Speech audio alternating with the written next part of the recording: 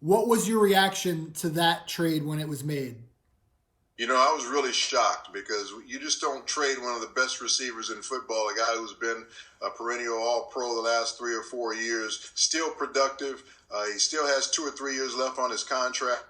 So I'm trying to figure out why. But you look at Bill O'Brien and his history with some of his top players, whether it was Dwayne Brown, who they traded away a couple of years ago in a contract dispute, or Jadeveon Clowney last year to the Seahawks. Now you see Hopkins being traded. You wonder if it has something to do with personality clashes with the head coach, and that's something that can be a problem. You just don't trade away your best players like that because it really sets your football team backwards. You know Deshaun Watson well. You're a Hall of Fame quarterback. If you're Deshaun Watson, how do you take that when you just take away your best weapon?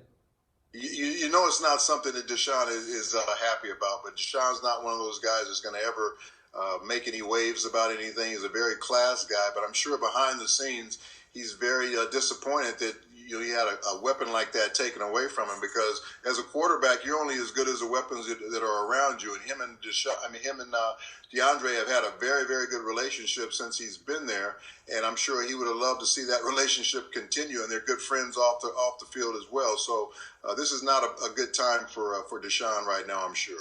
Is there extra pressure on Bill O'Brien to have to produce right now?